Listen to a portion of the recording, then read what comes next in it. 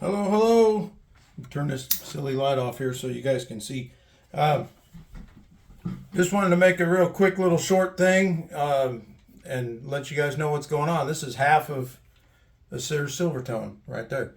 Denny's guitar that I'm doing a neck reset on. I wanted to show everybody what was involved in that. So happy Sunday afternoon. And that is the dovetail joint after I've cleaned it up. And that's the inside of the dovetail joint. Probably hasn't been apart since about the late 1950s. I think this one is about a 57 or 59, around in there. But it's hard to tell because a lot of the markings have been removed.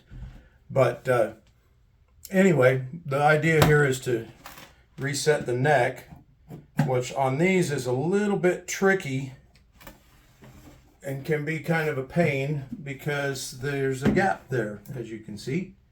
And the trick is to get all of this stuff to meet up after the neck has come off, because the neck already did come off and it was setting about like so.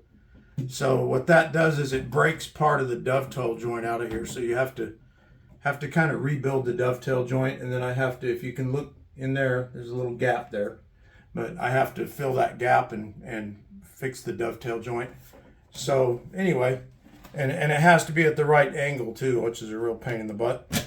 But that's why these are expensive. You go into any luthier shop or get a neck reset on anything, really, it's going to be $200-300, sometimes even more than that. If you get them on a Martin or a Gibson, it's probably $500 for something like that.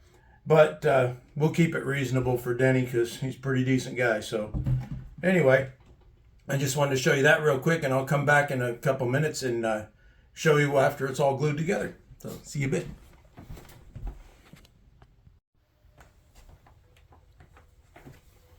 All right, hello everybody. I'm back. I'm gonna turn this silly light off again. So I'm back with the neck reset done and all clamped up, and it looks really like it's been severely injured.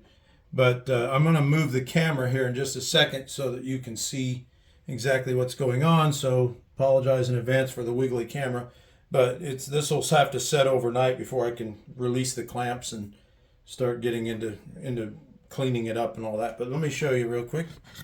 Get the camera up here. As you can see right there, there's the glued up portion and the filler that I made, which I'll match the stain there for that in a minute when it's dry.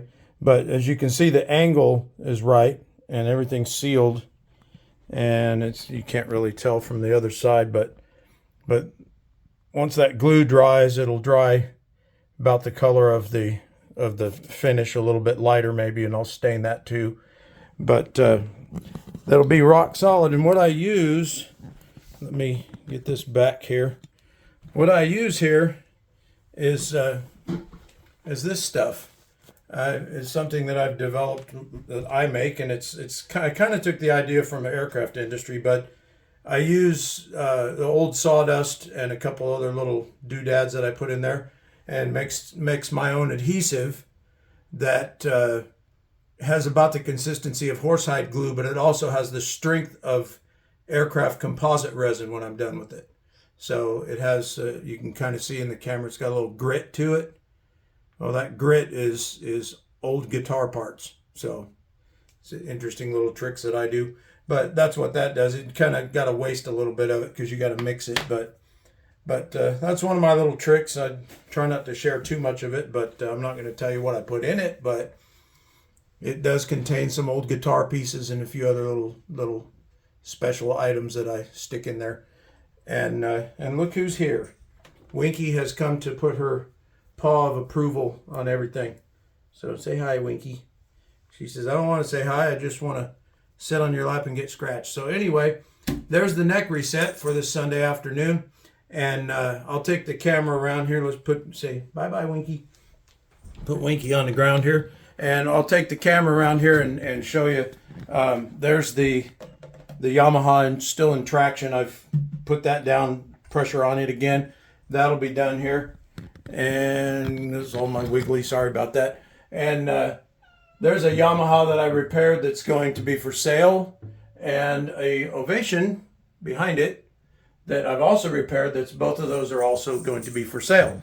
So next weekend they will end up at the my friend's store in Oklahoma City. If someone's interested in buying them now, obviously that's fine. But anyway, so there you go for Sunday afternoon. So if you want to look into perhaps buying one of those two guitars that I just showed you, then we can do that. Just let me know. Winky's down here wanting to jump up, so she's my shop mascot, and she says this is all my shop. So anyway, neck reset, I'll have the clamps off of that, and I'll have it playing in a few days, and I'll put a video up for that.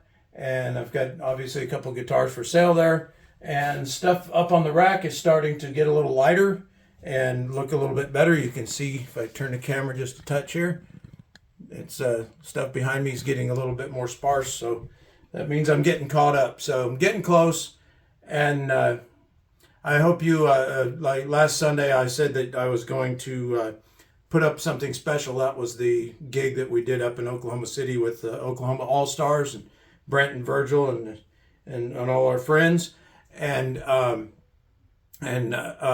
it was quite the party. So I really appreciate everybody enjoying that, and hopefully we'll get to do that pretty good stuff again soon. So anyway, that's my Sunday afternoon, short and sweet, and I hope you all enjoyed it. Winky enjoyed it, and more on this next week, and more on some stuff going on in the wood shop next time. So you guys have a good week, and I will try to put a video up before Thanksgiving, but if I don't, everybody have a wonderful Thanksgiving. Enjoy your holiday, travel safe, and we'll see each other soon. Thanks.